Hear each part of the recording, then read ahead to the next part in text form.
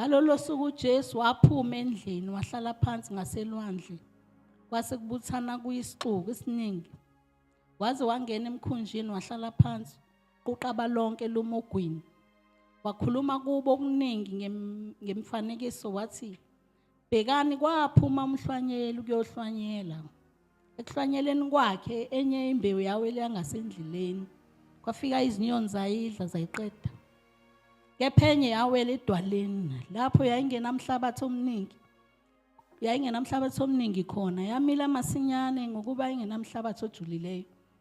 Kodwa seliphumile ilanga, yahwamuka, nangokuba ingenampande yabuna. Kepha enye yawela emeveni, ameva akhula ayiminyanisa. Kepha enye yawela emhlabathini omuhle, yathela isithelo, enye ngekhulu, enye ngama-60, enye ngama-30. Onendlebe makezwe. Izoma lapho kwamanje sichazela ukuthi suka kuvesi 1 uJesu wayikhuluma ngezibonakaliso, ekhuluma ogwini lolwandle. Wayehlela emkhunjini yena, isixuku seza kuye solalela. Wakhuluma kubo okuningi ngemfanekiso. Ethi bheka kwaphuma umhlwanyeli wahlwanyela. Waya ukuyohlwanyela. Ekuhlwanyeleni kwakhe enye imbewu yawela ngasendleleni. Mayisiwele ngasendleleni kwafika izinyoni zayibona, zayidla leyo mbewu. Kepha enye yawela edwaleni, lapho yayingenamhlabathi omningi khona. Yamila masinyane ngokuba ingenamhlabathi. Kodwa seliphumile ilanga yahwamuka ngokuba ingenampande. Kepha enye yawela emeveni, ameva akhula ayiminyanisa. Kepha enye yawela emhlabathini omuhle, yathela izithelo, enye ngekhulu, enye ngama-60, enye ngama-30. Thina bazalwane siyo leyo mbewu eyahlwanyelwayo. Sihlwanyelwe ukuba njengoba uhlwanyelwe uwele emevenini, ameva akuminyanisa. Uwele imbewu ewuwena iwele kuphi njengoba ihlwanyelwa nje. Uwele emhlabathini wabonwa izinyoni zakudla. Leyo mbewu obvious angeke izithele phela isekho. Imbewu ewele emeveni, iminyaniswa ameva, angeke izithele. Imbewu ewele emhlabathini, ewele edwaleni, izomila kodwa izuba nazo impande. Ayizuthela leyo mbewu ngoba ayinazo impande, izohamba ihambe ibune njengoba kushiwo ukuthi igcina ibunile yasiyaphela. Bese kuba le mbewu lethe mayithelwa yathelwa emhlabathini okuyiwona wona. Mayifika kulomhlabathi oyiwona wona, yangena yagxila phansi yamila impande. Leyo isimila lezi impande, leyo mbewu iyona ke ezothela. Yiyo lesitshelwa ngawo ukuthi yathela ngama-10, yathela ngama-20, ngama-30. Yaqhubeka ilokhu ithelile. Igada mina ukuthi ukholo lwami luyathela yini ithelo. Ukholo lwami lukhona yini impilo yami yonke. Gada ukuthi ukholo lwakho aliminyaniswa yini izinto ezifikayo eziqhamukayo, ngoba ziningi izinto eminyango esibona zizinhle. Ziningi izinto ongayithola usungena kuzo kanti seyizominyanisa ukholo lwakho. Ukholo lwakho lugcine kuwena. Cela amandla kuye uJesu ngekhathi zonke. Njengoba sikhuphukile nje bazalwane, sakhuphukela kule ntaba, sizocela lawo mandla ukuthi lolu kholo uJesu njengoba simvumile, uJesu sithi inkosi yamakhosi, sisindisiwe ngaye, siyamthanda akahlale empilweni zethu sikhethe yena yedwa asimhlanganisi nako kunye akukho okunye uJesu esimhlanganise nako ngoba uNkulunkulu wethu esimkhonza unesikwele uNkulunkulu esimkhonzayo ufuna sibheke yena yedwa sikhohle okunye kwalomhlaba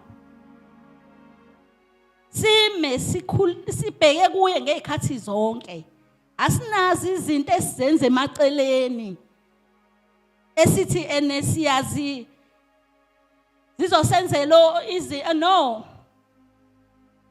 sikhethe uNkulunkulu onesikhwele ulethe indodana yakhe ezweni uba izofa ngenxa yobubi bethu samvuma uJesu sasho ukuthi sonile siyacela ukuthi asithethelele siyacela ukuthi ngelinye ilanga nathi sibalwe embusweni wakhe ngoba liyashiza ukuthi ngelinye ilanga kunombuso kaKristu Jesu wabavume ngomlomo wabo besala asihambeke sinxusa kuye ngezikhathi zonke ukuthi inkosi mangiphambukela ngibuyise Nkosi yami mengenza ukuthi ngixolele ngoba ngifuna ukuba imbewu ethelayo ngingabi imbewu ehwamukayo ibune ngingabi imbewu edliwe izinyoni ngingabi imbewu engenazi ithelo masithele nala sisuke sikhona sikhulume le ndaba ukuthi khona inkosi yamakhosi khona inkosi uJesu ekwazi ukuthi umuntu imhlukanisele mawuyivuma njengenkosi nomsindisi siyazi bazalwane ukuthi siphila ezweni la abantu bengafuni ukuzwa inhlobo ngoJesu abantu abafuni ukuzwa ngoJesu ngoba bayazi ukuthi ubahlukanisa nezinto zabo abayikholwayo nabayikhonzile abazenzayo abantu emhlabeni so nje abayifuni indaba okhuluma ngoJesu nami lapha emsebenzini ngiye ngilivule iBhayibheli ngifumele nje ukuthi uJesu uyasiza uthi ilona lo sehlulekile angeza kuye athabatha uhlaka lwakhe amlandela avuma ukuthi uJesu inkosi yamakhosi lana kunomuntu oyibizwa kuthiwa uNicodemus lo Nicodemus lo wayembona uJesu ngoba isixuku sasilo simlandela babekhona bonke isixuku silandela sibone ibonakalisa uJesu azenzayo zeyimangalisa wayekholwa uNicodemus kholwa uNkulunkulu wayilandela ehamba nesixuku ngelinye ilanga kuthiwa ebusuku wahamba waya kuJesu wayothi kuye Mfundisi akekho umuntu ongenza zonke lezibonakaliso engahambi noNkulunkulu konke okwenzayo kuyakhomba ukuthi uNkulunkulu wena himself akekho umuntu ongenza ibonakalise nje avusa ishosha abantu abangaboni babone asukumisa abangahambi ahambe nentombi sizwa kuthiwa intombi noma kuyinkosikazi eyayinomophi iminyaka eyi12 isihambe lonke izwi ifuna usizo ingalitholi kodwa yezwa ngoJesu uJesu wayisindisa uJesu uyamsindisa umuntu osephelelwe yithemba ongasenathemba uJesu uyithemba lokuphila kwethu nikela impilo yakho kuJesu hamba ukuJesu musukhamba ngokwakho ukwazi nokuqonda noma ngabe uyapi hamba ukuJesu ngoba yena ukuwe ngaso sonke isikhathi ngoba uyazi ukuthi lo mntwana wami ungivumile ukuthi uyangithanda uzohamba nami ngihambe naye. Masingasuki kuye imbewu eyithina ayithele izithelo.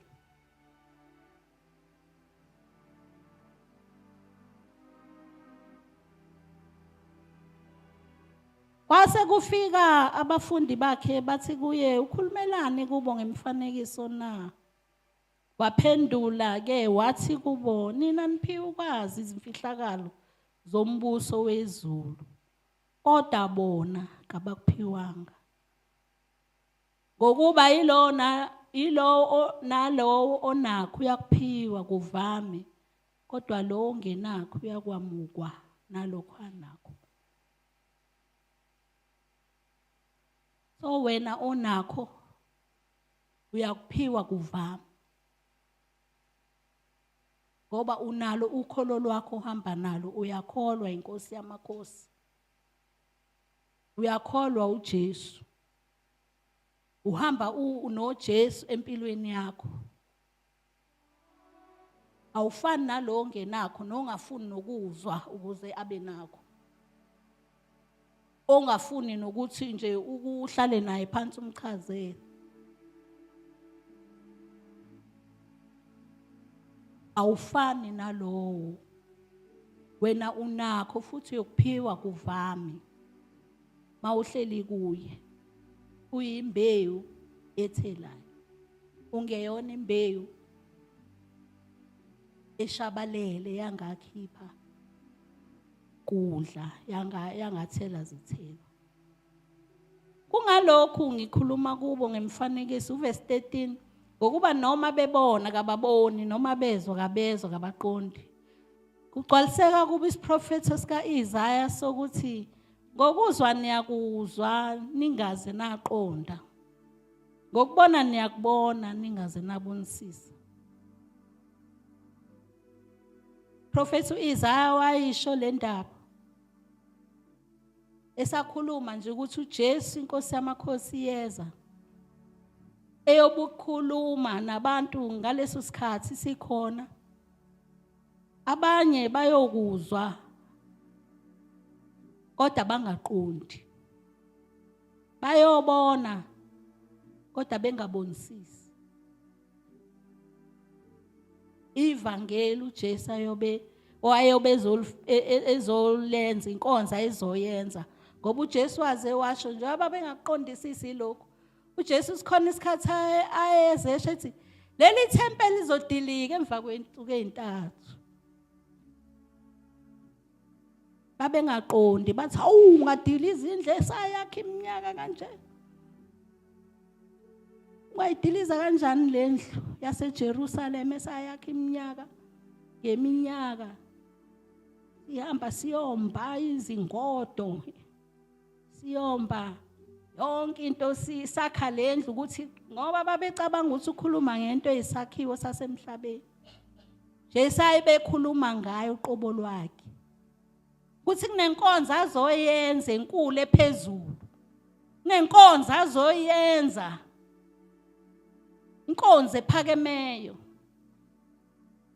ngoba yena ungophakanyiswa ezulwini, waphakanyiswa emhlabeni nangaphansi komhlaba, ulawula yena.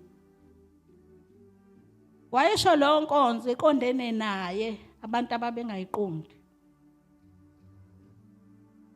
ayezoyenza. So ke yikho nje la uIsaya eprofethi ukuthi uzofika bayomuzwa kodwa ngeke babe nakho ukuqonda, bayobona kepha ngeke babonisise. Ngokuba inhliziyo yalesizwe iyabalukhuni, bezwa kanzima ngezindlebe, amehlo abo bawacimezile. Funa mhlawumbe babone ngamehlo, bezwe ngezindlebe, baqonde ngenhliziyo, baphenduke ngibaphulukise. Kodwa abusisiwe amehlo enu lokho ebona, nezindlebe zenu lokhu zizwa. Nina nilithabathile ivangeli, nibusisiwe amehlo enu ebona, izindlebe zenu zizwa. Usho njalo verse 16. Athi 17, ngokuba ngiqinisile ngithi kini baningi abaprofeti nabalungileyo bebefisa ukubona enikubonayo abakubonanga, nokuze nikuzwayo abakuzwanga. Izibonakaliso nezimangaliso uJesu ayizenza. Usaleyo mbewu yahlanyelwayo yini wena? Ngisaleyo mbewu yahlanyelwayo yini mina? Imbewu yami ayiminyanisiwe ameva. Imbewu yami ayiphonswa ngedwaleni. Imbewu eyimina yathola umhlabathi uvundile na? La izomila izimpande zigxile phansi, ithele izithelo. Ithelo zokulunga, izithelo zokubonelela, izithelo zothando, izithelo zongaqamba imanga, zongahlebi, izithelo zokuya kuNkulunkulu. Imbewu engiyiyo, imbewu ethandekayo niNkulunkulu. Ngiyathela, ngithelani? Ngithela into ayithandayo yini uJehova na? Yini engiyithelayo? Masihambe ngokukholwa. Masihambe ngokukholwa simfunisise uNkulunkulu esenokutholwa. Simfunisise esenokutholwa. Uyatholakala manje. Kuthiwa kunesikhathi esizayo. Kunombuso ozayo. Lapho intombi ezinhle nezinsizwa ezinhle zobe zilifuna lingasatholakali ivangeli likaNkulunkulu. Kuthiwa kunombuso ozayo. Awungifice ngikuKristu lo umbuso. Noma ngihamba ngiyolala kepha ngilale ngikuKristu. Ngoba kuthiwa mase kunovuko laba abalale bekuKristu ibona bayo. Ibona bayolokhuzwa kuthiwa yini leli gama, abayohlwithwa. Phenduka manje, thatha uKristu manje. Yafika isikhathi sokulala uKristu uhleli kuye. Ukhona konke kwakho ukunikele kuye. Nokuhlushwa abantwana ukunikele kuthi wena Nkosi wena uyazi. Mina nginamandla uthi labantwana ngenzani kodwa ngoba bangabakho.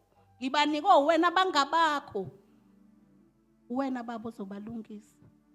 Baba ngangikhiphi endleleni yami.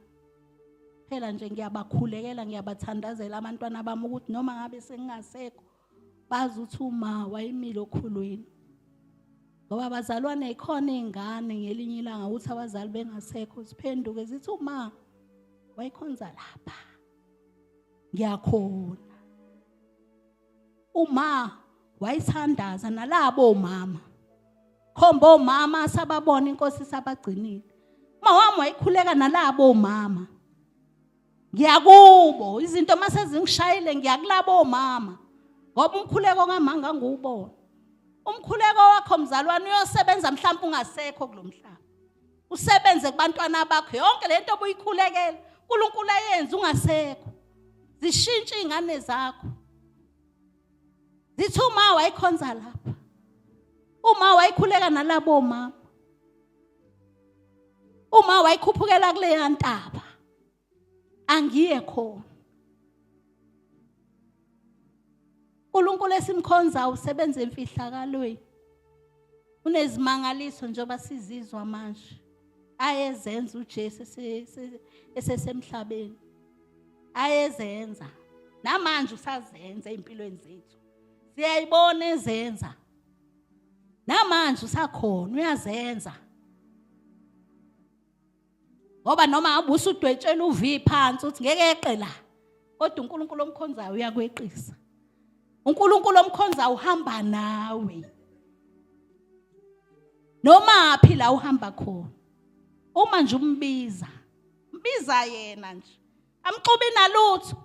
Umbize. Uhamba nawe. Ngicela ukunika leyo assurance uthi uNkulunkulu uhamba nawe. Njengoba wamkhetha wathi uyamthanda nawe uyakuthanda.